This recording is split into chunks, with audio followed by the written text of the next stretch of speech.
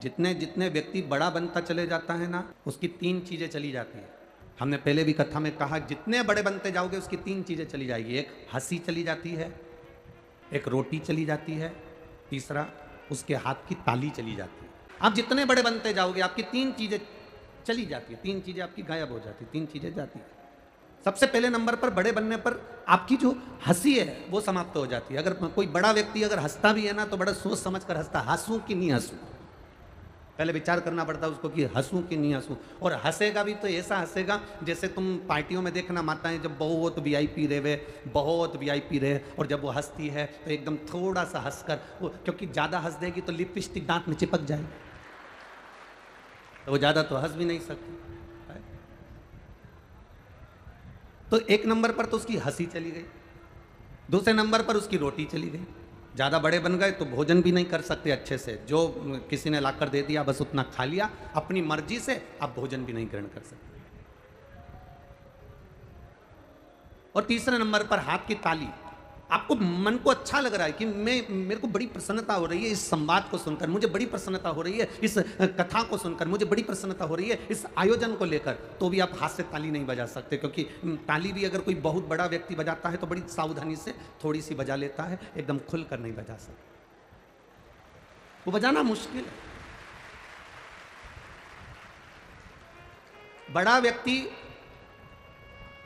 2000 के नोट की तरह होता है और छोटा व्यक्ति 1, 2, 5, 10 रुपए की चिल्लर जैसा होता है। अब तुम ईमानदारी से बताना, 2000 का नोट ज्यादा काम आता है कि चिल्लर ज्यादा काम आती है? जम के तो बोलो रे कोटा वालों जरा, चिल्लर ज्यादा काम आती है ना। चिल्लर गरीब के कटोरे से लेकर सेठ की काउंटर तक रहती है, जन्म से लेकर मरण तक चिल्लर रहती है। लोग मुर्दे पर भी फेंक देते हैं। एक छोटे से छोटे काम से लेकर बड़ी से बड़ी फैक्ट्री तक चिल्लर रहती है। और कोई 2000 के नोट से पूछे, क्यों रे 2000 के नोट तू कैसा है, तो वो कहेगा जिस दिन से बैंक से निकला था पहले तो लोगों की जेब में गया, फिर अटैची में बंद हो गया, अटैची से बोरी में बंद हो गया, बोरी से बंद होकर फिर वापिस अटैची में आया, अटैची से निकलकर अब मैं इस कतार पर आ गया कि बंद होने वाला हूँ, मेरी कोई भाव नहीं बचा। ज्यादा बड़े हो जाओगे, ज्यादा बड़े बन जाओगे तो तुम्हें कैद रहना पड़ेगा, बंद रहना पड़ेगा, संभल कर रहना पड़ेगा। और चिल्लर का काम क्या? छोटे से छोटा व्यक्ति, गरीबड़े से गरीबड़ा व्यक्ति, साधारण से साधारण व्यक्ति अपने आनंद में जीता, अपने खुशी में जीता, अपने सुख में जीता। कितनी सुंदर कहती है शिव महापुराण की कथा, कहती है एक देवराज नाम का ब्राह्मण, वो देवराज नाम का ब्राह्मण चोरी का धन ले जाकर भगवान शंकर के मंदिर में पहुंच जाता है और उस मंदिर में रहकर कुछ देर की शिव महापुराण की कथा सुन लेता है, कुछ देर।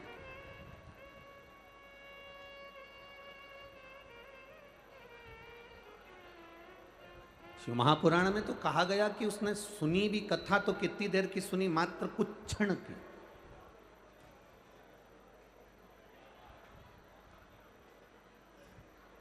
केवल कुछ क्षण की कथा श्रवण। और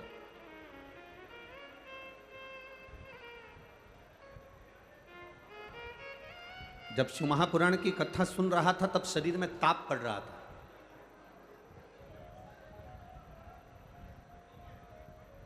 दो चीजें अपने अंदर उतार कर रखिएगा,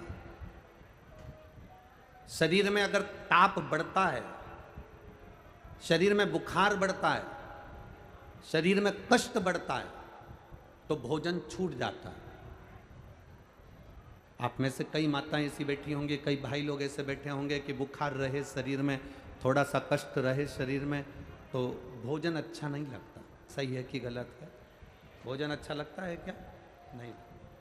शरीर में अगर ताप है, शरीर में अगर बुखार है, शरीर में अगर कष्ट है, तो भोजन अच्छा नहीं लगता, हमारा भोजन छूट जाता है। शरीर में बुखार बढ़ने पर, ताप बढ़ने पर, कष्ट बढ़ने पर भोजन छूट जाता है, और घर में पाप बढ़ने पर भजन छूट जाता है।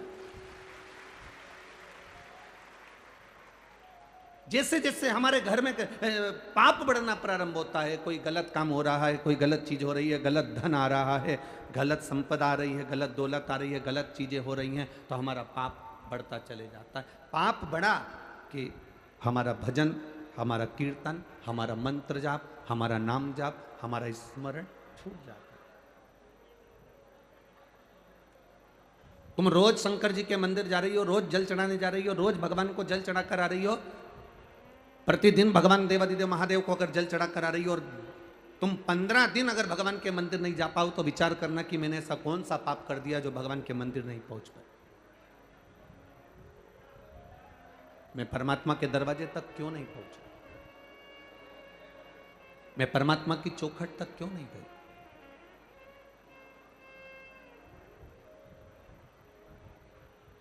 आप रोज रोज अगर मंदिर तक जा रहे हो, आप जितने भाव से सुन लोगे उतने भाव से परमात्मा दे दे। देवराज ब्राह्मण चोरी का धन लेकर शिवालय तक पहुंच गए। अब आप कहोगे कि गुरुजी ये तो चोर था, चोरी का धन लेकर शंकर जी के मंदिर पहुंचा था, ये अच्छी बात थोड़ी ना है कि चोरी का धन लेकर शिव जी के मंदिर में जाना, चोरी का धन लेकर भगवान के मंदिर में पहुंचना, ये अच्छी बात थोड़ी ना। हम एक बात कहना चाहेंगे आपसे,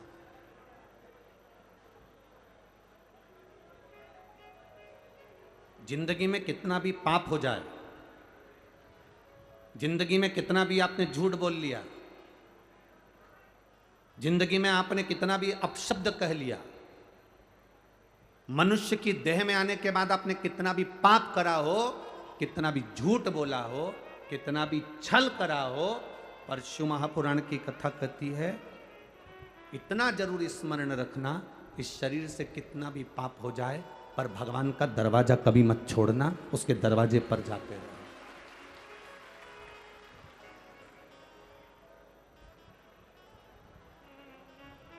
उसका द्वार कभी नहीं छूटना चाहिए, उसका दरवाजा कभी नहीं छूटना चाहिए, कितना भी पाप हो जाए।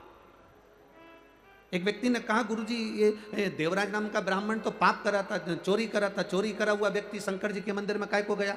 उसको तो धन लेकर अपने घर चले जाना था, चोरी करने के बाद शिव जी के पास क्यों गया? शिव महापुराण की कथा कहती है बच्चा नाली में गिर गया, बच्चा गटर में गिर गया, बच्चा कीचड़ में गिर गया, बच्चा गंदी जगह पर गिर गया, गिरकर बच्चा कीचड़ में से निकला।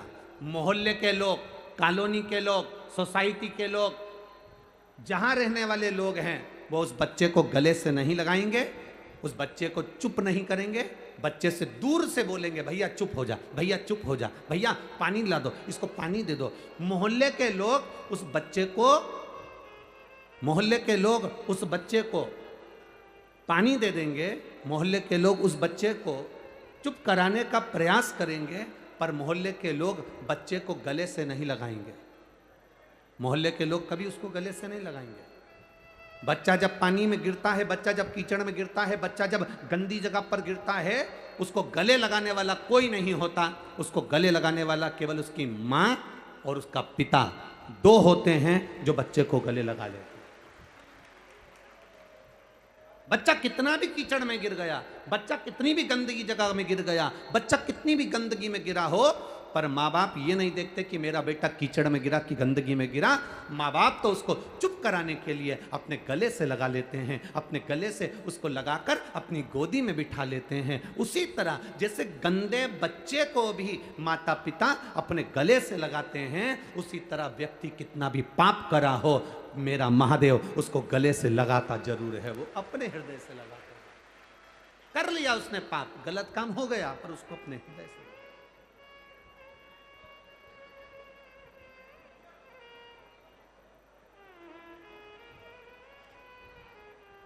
मैंने तेरे ही भरोसे, ओ बाबा तेरे ही भरोसे, हवा बिच उड़ती जावांगी, बाबा डोर हथो छड़ी ना कटी जावांगी। भोले मैं तेरी पतंग, शंभो मैं।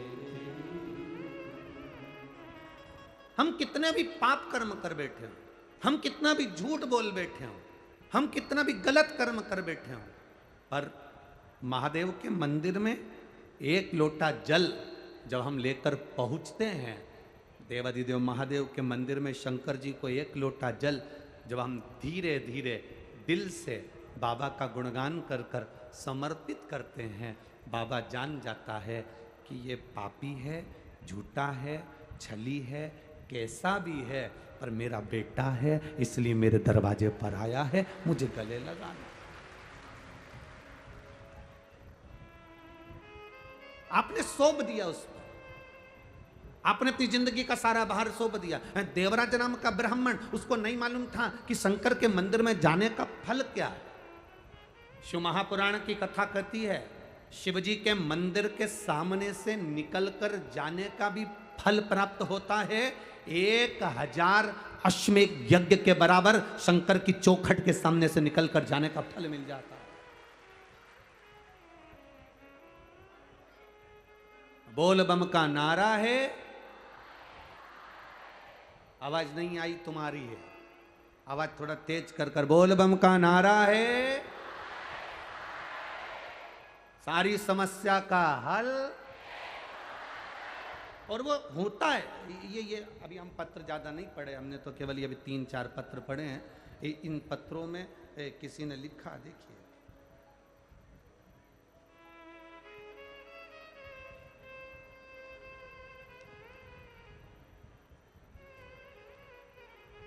जिला कोटा, तहसील रामगंज मंडी, नाम लता तिवारी, गांव धरनावद,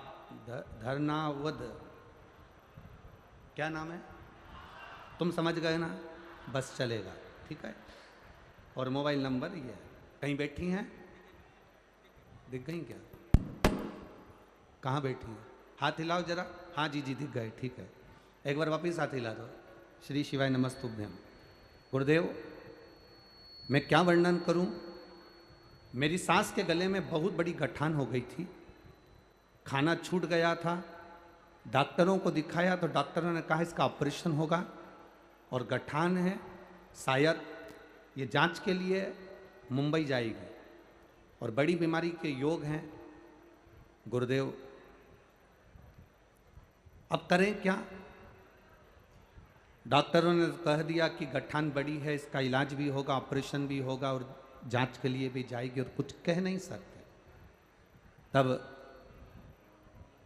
मेरी बेटी ने उनसे कहा, दादी माँ आप शिव जी की कथा सुना करो, कभी 2 बजे आती, कभी 1 बजे आती, आस्था चैनल पर आती। आसन लगा कर दिल से सुनना, शिव जी को 1 लोटा जल चढ़ाकर उसका आचमन करना। दादी कैसे जाए, शरीर का कष्ट था, जाना आना बड़ा मुश्किल था, खाना तो बहुत पहले से छूट गया था कि खाना भी नहीं खा सकती थी गठान के कारण। बेटी शंकर जी के मंदिर जाती, जल चढ़ाकर कटोरी में पानी झेलकर अपने लाकर देती।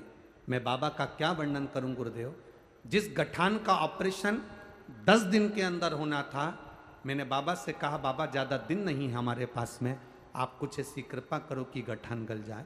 जिसका ऑपरेशन 10 दिन के अंदर होना था, बाबा की कृपा से शिवजी पे चढ़े हुए जल को पीकर 10 दिन के अंदर गठान गल गई गुरुदेव, और मैं बाबा को यहाँ प्रणाम करने के लिए आया।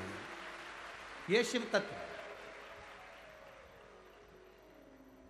ठीक हो जी, हाथ हिला दो एक बार वापिस।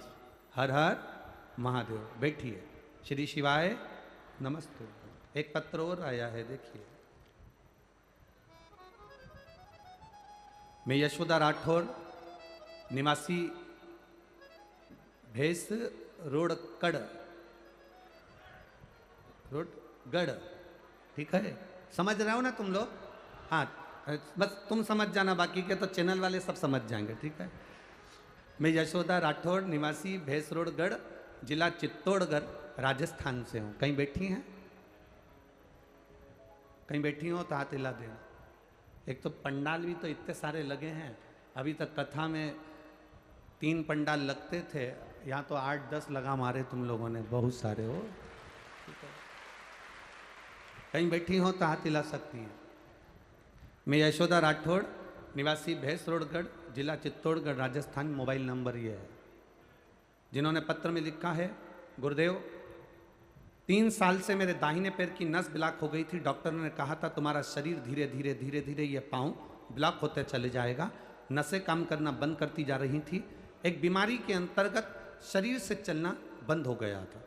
गुरुदेव सारी दवाइयाँ कराई, बड़े से बड़े हॉस्पिटल में, बड़े से बड़े शहर में जाकर इलाज करवाया, पर आराम नहीं मिला।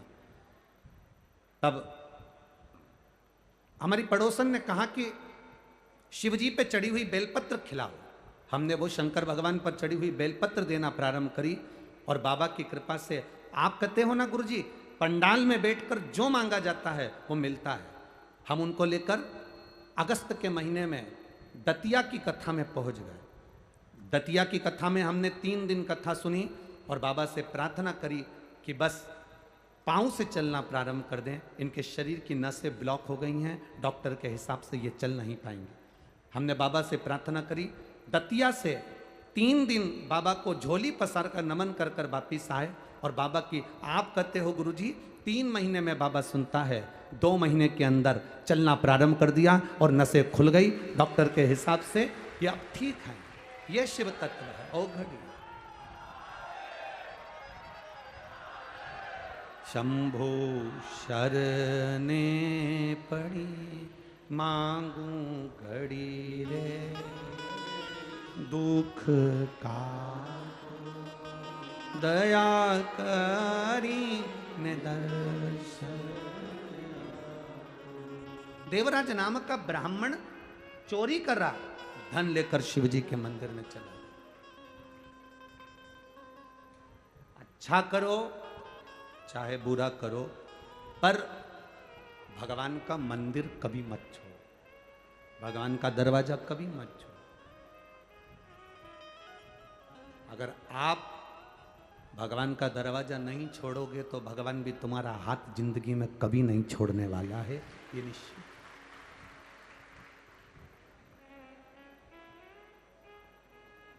शिक्षा और परीक्षा ये दोनों अलग अलग है। ये कोटा की जो नगरी है, ये तो वैसे भी एजुकेशन में, विद्या में, पढ़ाई में आगे रही है। यहाँ पर पूरी दुनिया के बच्चे कोटा में कोचिंग करने के लिए आते हैं। यहाँ शिक्षा का केंद्र बिंदु है। मेरा एक निवेदन इस शिक्षा विद्या अध्ययन करने वालों के लिए भी, शिक्षा और परीक्षा दोनों अलग अलग पहलू हैं।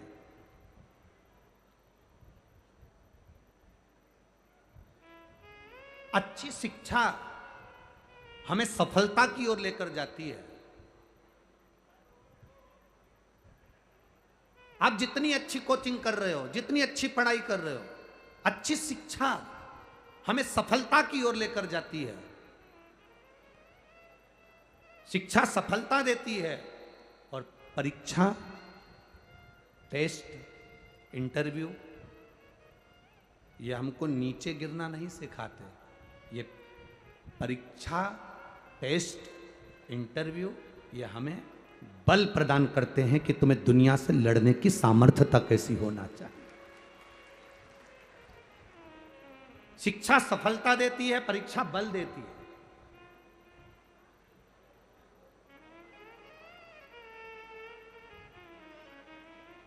पर ना जाने क्यों कोटा के विद्या केंद्र को, कोटा के शिक्षा केंद्र को, कोटा की एजुकेशन को ना जाने क्यों लोग, हम ये नहीं कहेंगे कि कोई, ना जाने लोग क्यों बदनाम कर कर कोटा से शिक्षा के केंद्र को फिर धीरे धीरे दबाना चाहते हैं।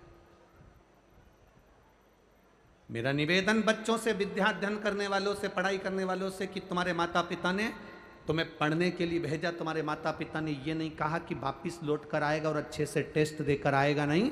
अगर तू अच्छे से पढ़ेगा नहीं, अच्छे से विद्या अध्ययन नहीं करेगा, तेरा अगर कंपनी में नहीं होगा, तू अच्छी एजुकेशन धारण नहीं करेगा, तो माता पिता ने ये नहीं कहा कि तू लौट कर मत आना। माता पिता ने ये कभी नहीं कहा कि तू वापिस मत आना।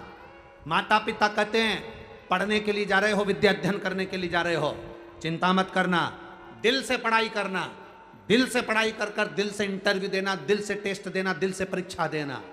पास हो गए कोई बात नहीं, असफल भी हो गए कोई बात नहीं, तुम्हारे माता और पिता का घर तुम्हारे लिए इंतजार कर रहा है।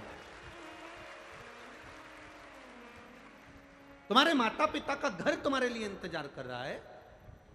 ये महादेव का जो घर होता है, महादेव का जो मंदिर होता है, महादेव का जो शिवालय होता है, भगवान शंकर का जो देवालय होता है, ये होता क्या है? मेरे महादेव हैं कौन? जगत के पिता।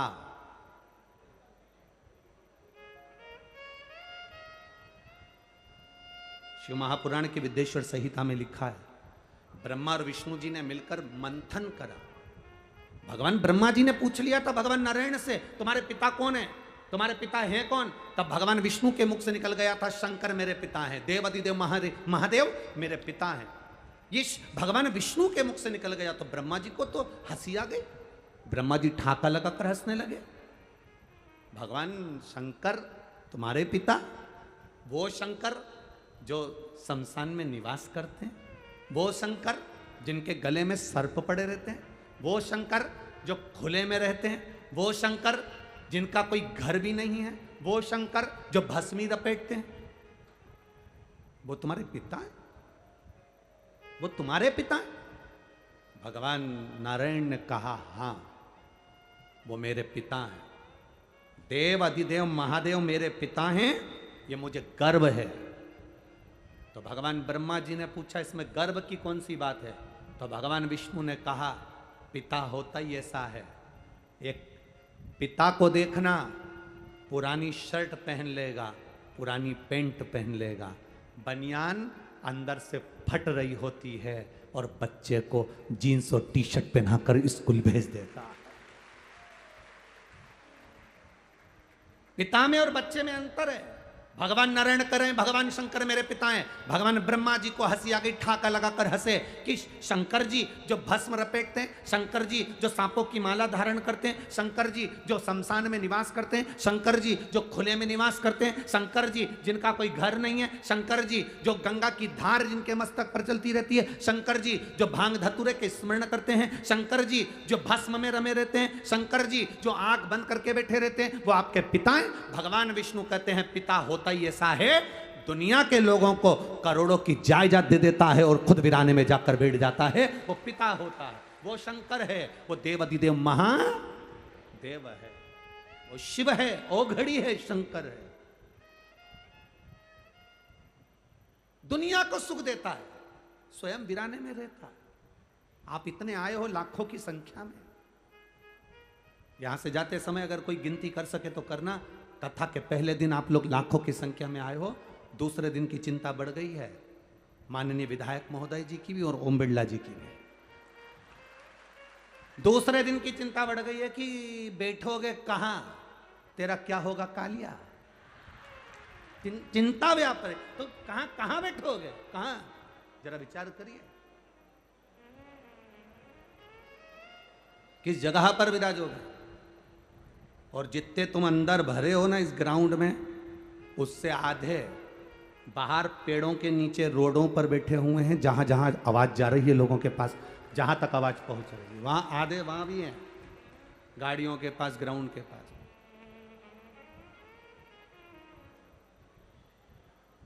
आप आए जरूर हो, बाबा की शरण में आए हो, शंकर की कथा सुनने आए हो, पितृ पक्ष में 5 दिन देव पितर शिव महापुराण की कथा श्रवण करने के लिए आए हो।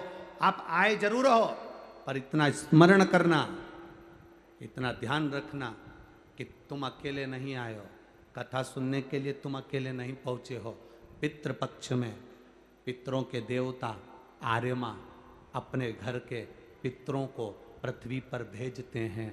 जब हम शिव महापुराण की कथा सुनने जाते हैं तो हमारे घर के अपनी दरवाजे की देहली के पितर भी कथा सुनने के लिए पंडाल में आते हैं, वो भी कथा सुनने।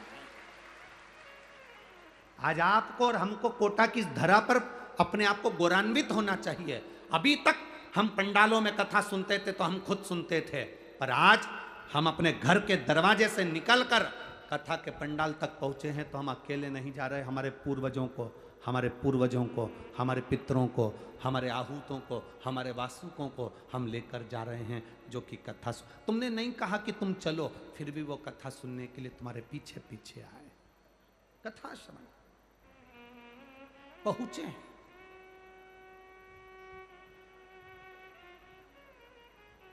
देवराज चोरी करा, धन लेकर शिवजी के मंदिर गया।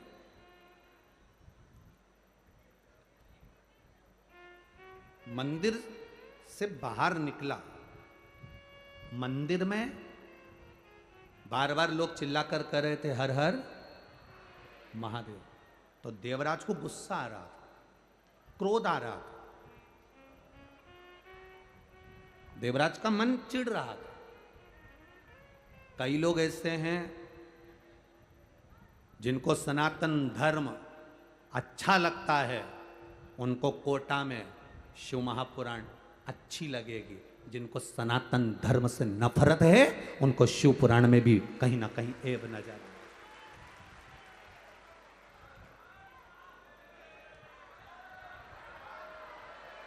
जो सनातन धर्म के विरोधी हैं, जिनको सनातन धर्म से प्रेम नहीं, जिनको सनातन धर्म की श्रेष्ठता नहीं, जो नहीं जान पाते कि सालासर में हनुमान विराजते हैं, जो नहीं जान पाते खाटू श्याम में मेरा श्याम विराजता है, जो नहीं जानते मथुराधीश में द्वारकाधीश विराजता है, जो नहीं जानते कि सुंदर रुणिचा की भूमि में भगवान स्वयं रामदेवरा वाला रामदेव बाबा विराजता है, जो नहीं जानते कि इस मेहंदीपुर की भूमि में मेहंदीपुर का बालाजी विराजता है। सारी दुनिया का लोग कहते हैं शिक्षा का केंद्र बिंदु कोटा है, राजस्थान है। हम कहते हैं पूरी दुनिया के पूर्वजों, पितरों और उनके पूर्वजों का केंद्र बिंदु भी राजस्थान ही है। केंद्र बिंदु ये एक शब्द नहीं बोलते। कोई पानी की टंकी दान कर देता है तो वहां लिखा रहता है भामाशाह। बोलो बोलो, सही है कि गलत है? अरे जम के तो बोलो रे कोटा वालों, सही है। हमने तो सुना था कोटा वाले बोलते बहुत हैं, पर तुम लोग तो ऐसे चुप होके बैठे हो कि जवाब भी नहीं दे रहे हो। राम जी है तो तुम जो पूछा जाए तब बोलो है, बाकी के टाइम तो चुप रहो तो अच्छा है हो? तो लोग लिखते थे कोई ने पानी की टंकी दान करी तो के भामासा, कोई ने साइकिल दान करी तो के भामासा। भामासा का मतलब मालूम है तुम लोगों को? कौन था भामासा? महाराणा प्रताप जब जंगल में चले गए, सारी सत्ता जब विधर्मियों ने ले ली, तब एक राजस्थान का ऐसा सेठ जिसका नाम था भामाशाह, उसने महाराणा प्रताप के पास में जाकर कहा मेरी विरासत की सारी जायदाद तेरी है, पर इन मुगलों को मारकर फिर सत्ता स्थापित कर।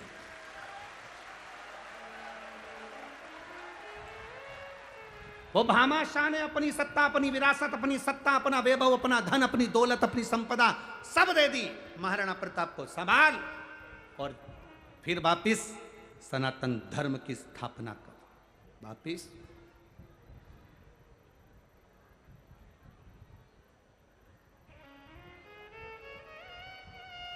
जरा विचार करना जरा, उन्होंने तो अपनी पूरी प्रॉपर्टी दे दी थी, तुम अगर कहीं का आ जाए तो अपनी बैठने की जगह नहीं दो। अगर कहीं का आ भी जाए ना और बाजू में आकर के जी जी थोड़ा सा खसक जाना, जी जी ए प्लीज थोड़ा सा खसकना, नहीं खसक। अब बैठी थी तीसरी में और फैल गई, ले नहीं हट। तो उसने भी जाते जाते अब इतने में तो इसको क्या बोलिए, अब शिव पुराण तो धरी रह गई, महाभारत चालू हो गई। अब कहाँ गए?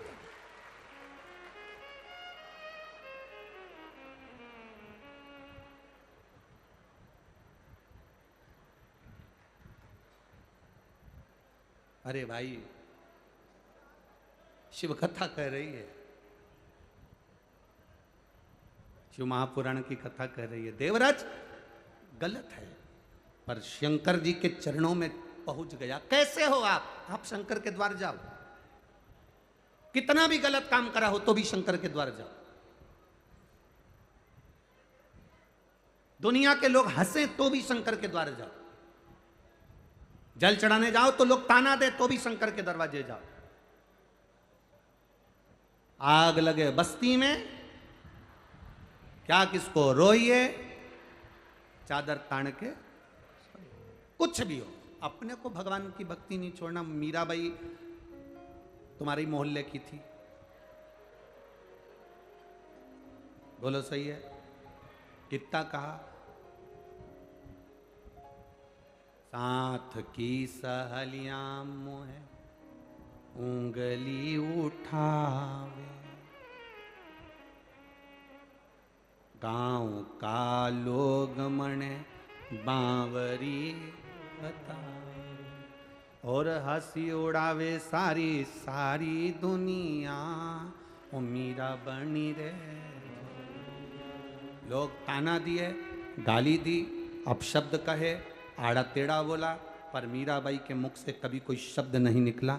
मीराबाई जानती थी इनसे मुख मिलाऊंगी, उतनी देर प्रभु का गुणगान गाऊंगी तो उस परमात्मा के करीब चली जाऊंगी।